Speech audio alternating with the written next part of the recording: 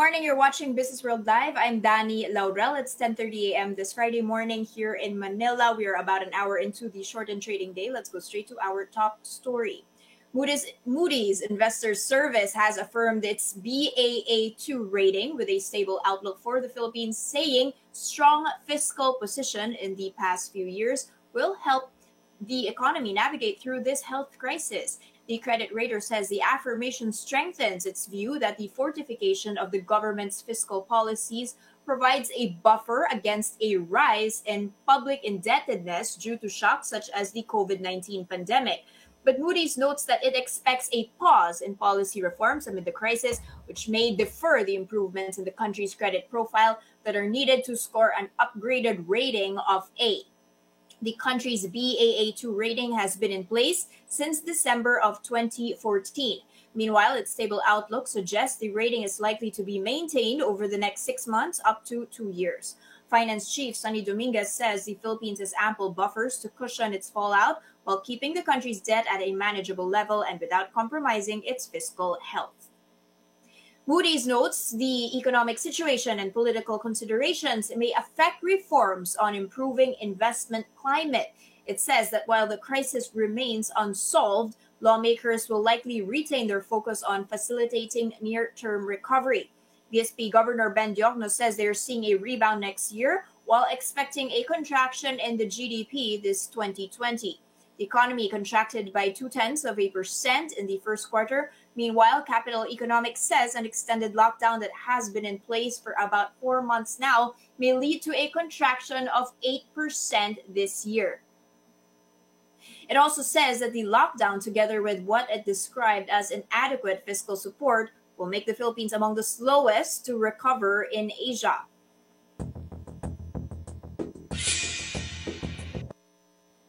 Kicking off the markets with a quick peek on our local currency unit. Of course, that is the Philippine peso. You can see on my Bloomberg terminal here how we are actually strengthening. So that's 49.523 to the greenback. This is amid, it having weakened yesterday after that risk-off sentiment when we saw that steep drop in April cash remittances, the worst print we've seen in nearly 2 decades. So the peso was slightly weaker, but this according to Mike Ricafort, who is, of course, the chief economist of RCBC. It was still, despite that weakness, in the strongest level we've seen in 3 years, even after that weak remittances data. And you can see here, amid all of this digesting this new Moody's reiteration, let's say, of our credit rating, it is strengthening a touch. Now, I did also want to take a quick peek on oil prices right now, especially the WTI, which is highly linked, analysts have said, of course, to our local currency and the prices of oil and how that is linked to inflation, with our country being a net importer of oil. It has actually risen to $40.76 per barrel. And this after it having retreated from a 4-month high.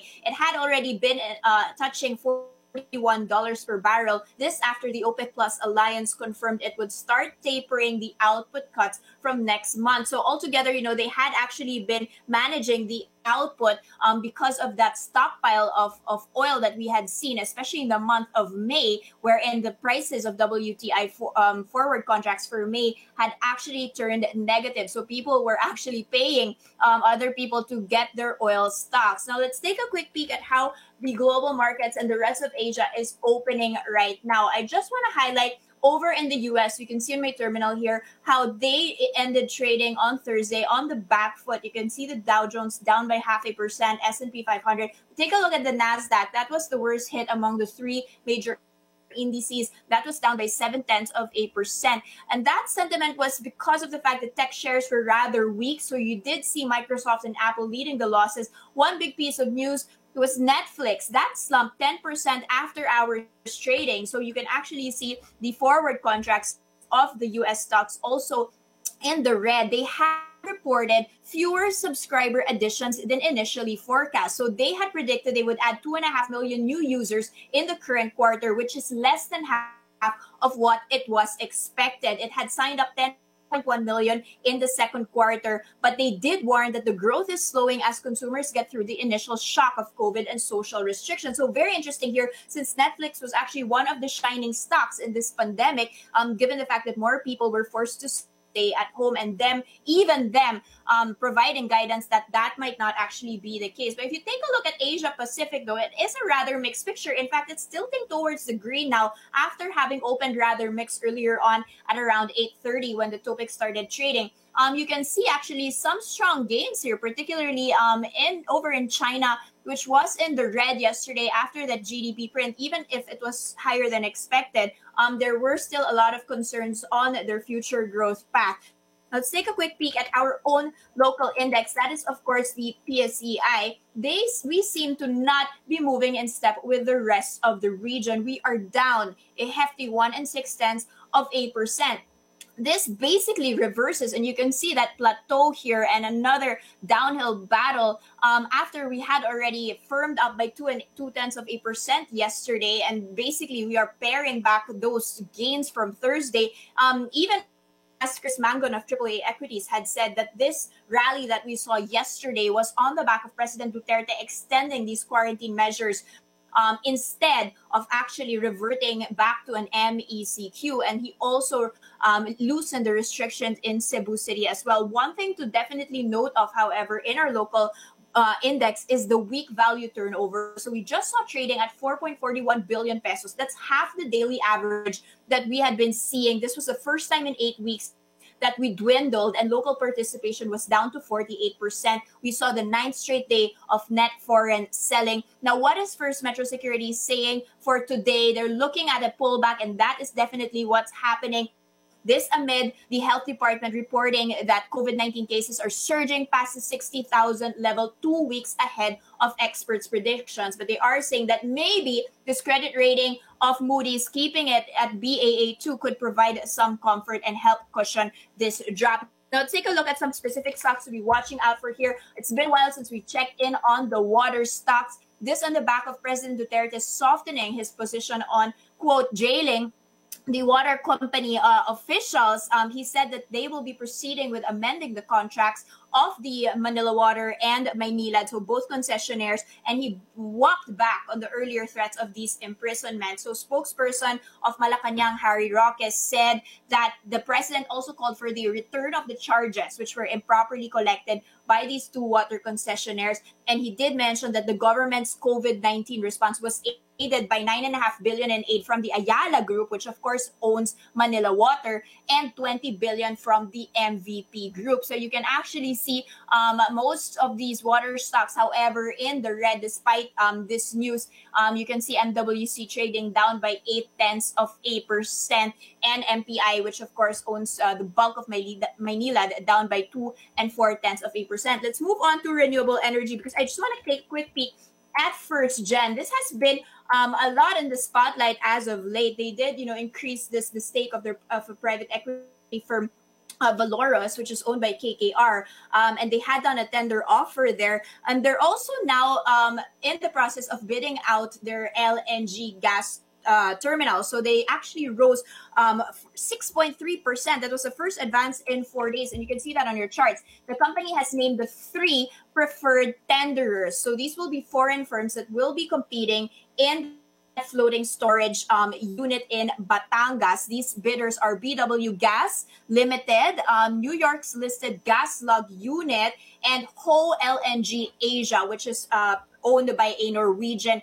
carrier. So again, they are saying that this project will accelerate the ability to introduce LNG to the Philippines as early as third quarter of 2022. However, First Gen not necessarily enjoying some wind from that news. They are down by 2.1%. And finally, a quick peek on our Ayala related stocks to renewable energy, as AC Energy builds the largest wind farm in Vietnam. So that's going to be 210 megawatts. They're going to be raising their renewable capacity with that project to 1,200 megawatts. So this is going to be in partnership with AMI Renewables Energy, and they are hoping to commission the energy farm in the third quarter of 2021. So very exciting times here. Let's take a quick peek at my terminal at how Ayala, especially the energy unit, that is ACEPH, that is flat right now, trading at 2 pesos and 18 centavos. So more markets later on in the broadcast with Regina Capital's Corinne Agravio.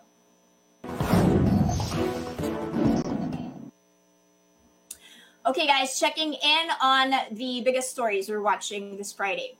Investors flocked the sale of government's 5-year retail treasury bonds, with the total bids reaching 278 billion pesos. That's in the first day of the offering. This is 9 times more than the initial offer, prompting the Bureau of the Treasury to upsize the offer for the retail bonds. The retail bonds due 2025 fetched a coupon of 2.6%. That is lower than the 6.25% yield than the bond issuances which were sold last March, but are still higher than the rate for the tenor in the secondary market. National Treasurer Rosalia De Leon said they will not set a target volume, noting a good pickup from investors even despite the pandemic, since online platforms are now available. Strong liquidity in the market is seen as pushing huge demand for retail treasury bonds, with rates attractive enough for investors.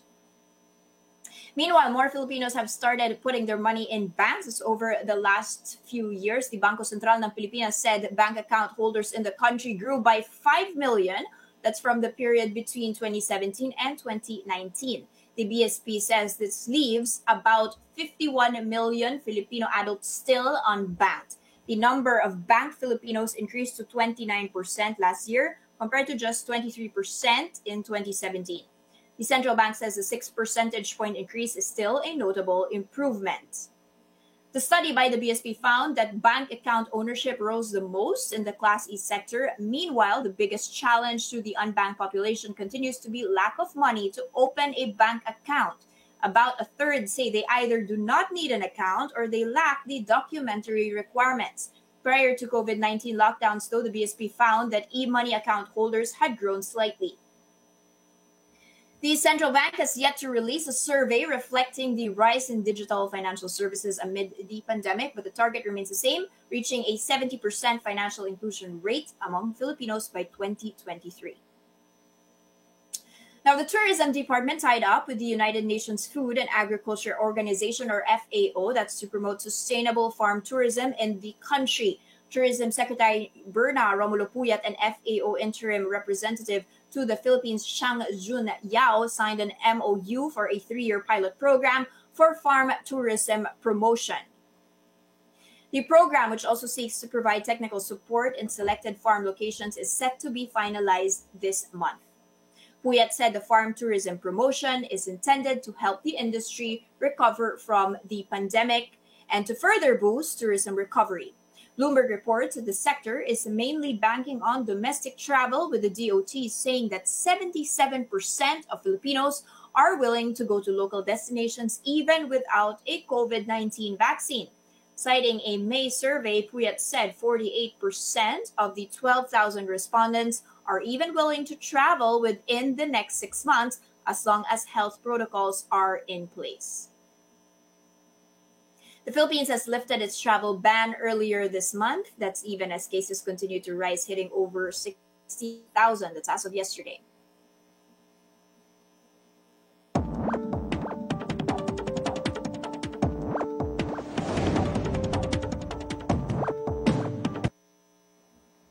And yet another half month has passed, guys, with the economy and markets still in very shaky territory. Have we now learned to live with these risks? Here to share with us her latest calls, we have Regina Capital's Corinne Agravio. Corinne, are you here with us on the stream?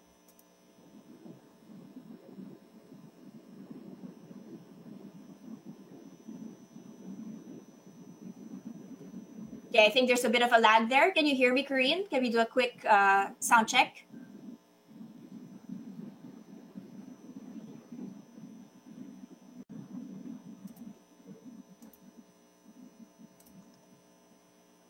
Hello? Yes. Okay, I think we might have to get back to you. Okay, she can't really hear anything. We might fix that audio later on. So let's go back to the markets first while Miss Corrine joins us later on in the stream. I did have several things that I wanted to report on. So let's kick off with that and how the markets have performed, at least in the first few months of the year. So let's go back to our local index first. What I wanted to highlight here was how things have changed since we've actually seen that slump in the month of March. So we actually saw a March 19 drop, which was one of the worst that we've seen. If you take a look at my terminal here, you're going to be seeing our year-to-date performance is now down by 22.6% year-to-date. This is actually compared to us having reached 40% of a loss here. Corinne, I'm just going to check if you can actually hear me. Yes, I can hear you now. There you go. Okay, so I kicked off with our general markets here and how we've performed year to date. I just want to get your general sentiment here. On the one hand, it's been very, very volatile. On the other hand, we've actually managed to stay above 6,000 levels. With all of these news coming in, especially in the past couple of weeks right now with the economy opening up, you've got a lot of, unemployment, you've got rising cases, but you've still got the banking sector saying we're still very much cushioned. You've got Moody's weighing in on that, keeping their ratings outlook with us, and China seeming to have a better recovery. What is your general sentiment here? Yeah, well, I mean, at the rate that the index is going right now, it pretty much validates the fact that really the rally that we saw yesterday, it was just kind of a technical bounce back from the support near 6K. Like you said, we haven't really broken down below 6K yet. But I mean, if you draw parallels from how the Philippines is dealing with a pandemic in terms of controlling the spread, we're still lagging behind a lot of countries in Asia or a lot of countries in the world even. So at some point, I think people will start to ask whether or not any rally in the future, any rally that we're seeing in the next few days, will be sustainable, or if all the fuel of all that rally is just investor speculation that won't hold out in the long term. I mean, there's a lot of unknowns that you have to factor into the equation. Like yesterday, even though we were up, the volume was relatively low. It was a relatively thin trading range, right? So that puts into question whether or not any rally in the future will be sustainable. But can you say, at least with some confidence, that the worst is over in terms of we saw that drop in March 19? And we also, a lot of economic managers have said we will not be reverting back to that strict amount of lockdown. So even if we do revert back to some, it will be very localized, but they will still be supporting businesses to keep reopening despite the rising amount of cases. So do you feel that these risks are, at least of us not going back to a lockdown, are priced in? Yeah, well, I think it would be a stretch to say that we won't be going back, or that it's a sure thing that we won't be going back to those levels that we saw in early March.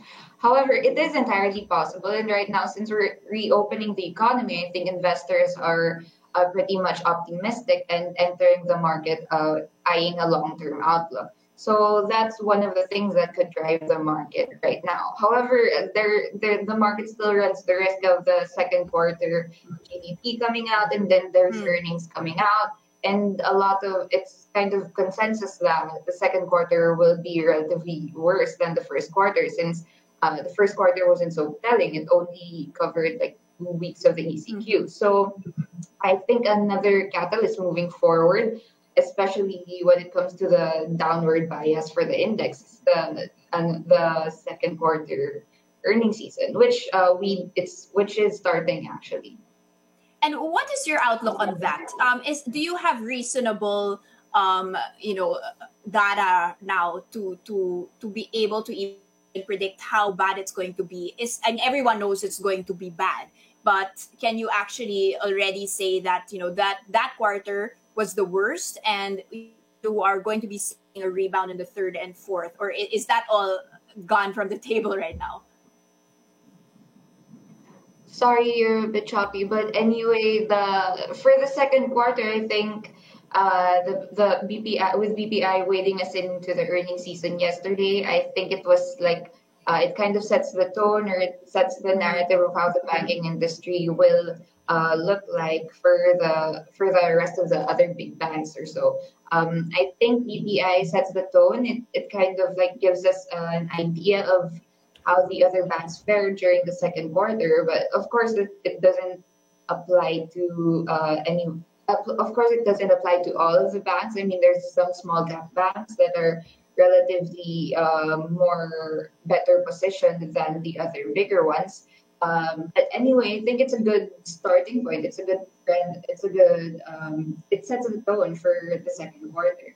And of course, that doesn't apply to other industries that remain relatively more resilient than others. Like you have the telcos, you have some conglos, you have some retail companies that did fare well during the first quarter, and that would carry over into the second quarter as well.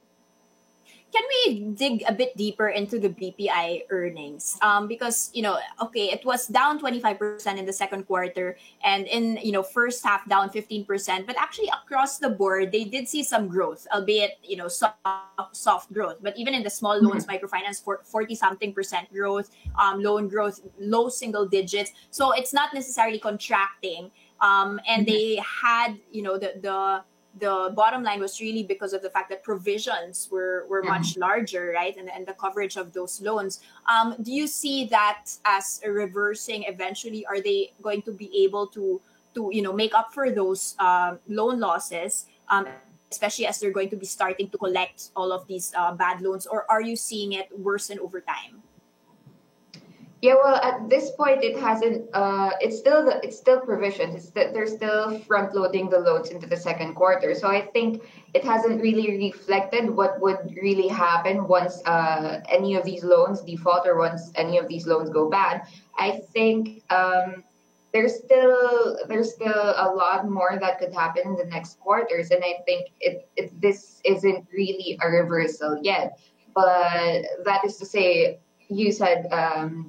Loan growth did expand, and I mean, the pre-provisions operating profit for BPI was relatively high. So if you just base it off from that, for the next few quarters, it will be pretty good. But I think it all boils down to the provisions as well. I mean, they're still raising it up. So if they front load it all into 2Q, there may be a bit of a recovery that we could see in the second half. But again, Mhm. there's a lot of unknowns that you have to factor in. So it's pretty stable at this point, but you can't say for sure for the next quarters. Can you already say that we are seeing from BPI's earnings the impact of the easing program of the Banco Central? So just to quote here, they've actually already released 1.3 trillion pesos to address the pandemic. That's the Banco Central. That's 6.4% of the GDP. 44 billion pesos in new loans to small businesses. Liquidity, by as much as 46.2 billion pesos. So has this been felt already in the loan growth, at least in banks, or are you expecting that to be reflected already in the second quarter earnings? Yeah, I would say a bit. It could be relative. It could have affected the second quarter a bit, but it was the second quarter, so it was relatively the earlier part of the Mhm. pandemic. I would say it's more. I would say the loan growth was more of the effect of the rate cuts that we saw during the last quarters, and not really the stimulus. I think that would reflect into the financials during the latter half of 2020. Okay, let's talk about other fundraising activities going on. So a lot are tapping into the bond markets now. Is this actually a good time for investors to be diversifying their portfolio and actually looking into, apart from equities, which you mentioned still have some downside risks, now turn their attention into bonds?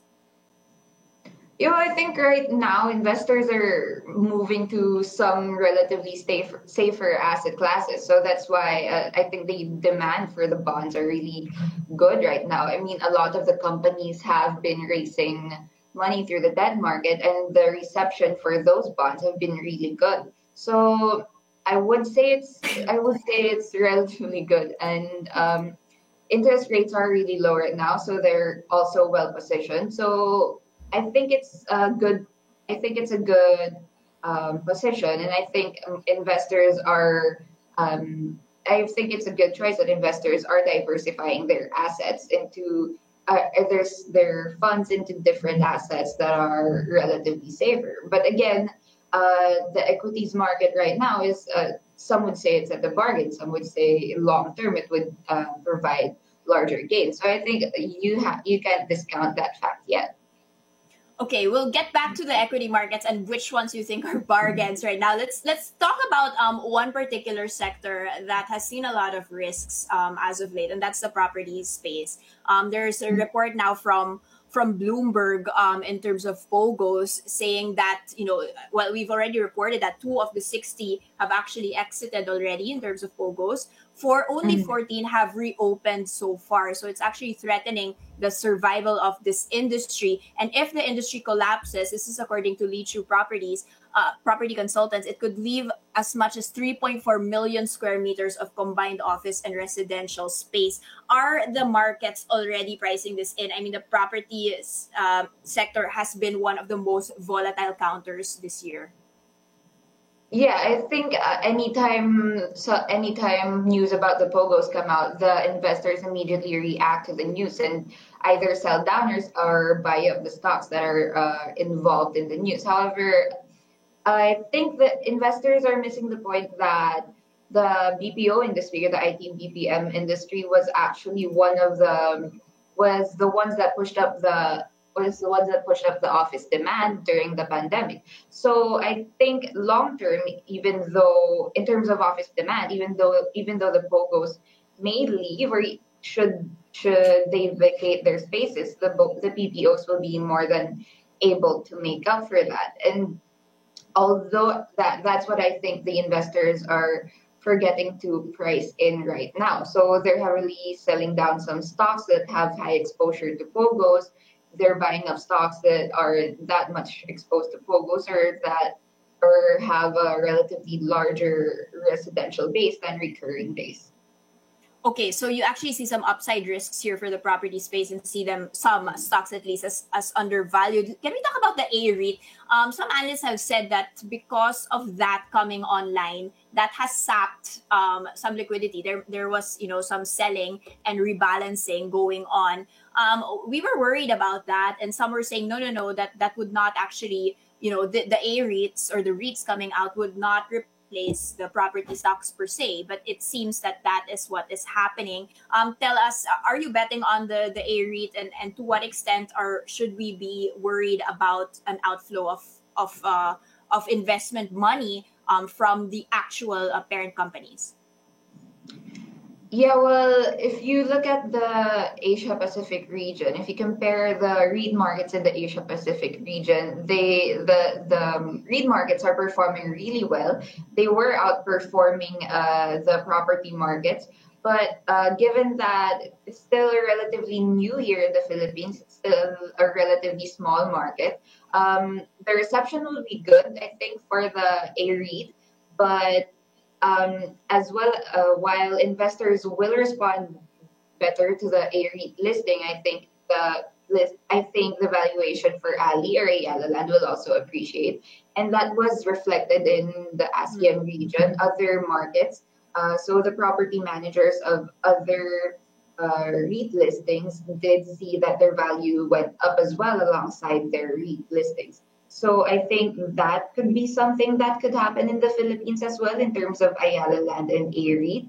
And it wouldn't be a problem in terms of funds because AREIT would actually give Ayala Land a cheaper source of capital. So they'd be able to recycle that capital into new investment opportunities.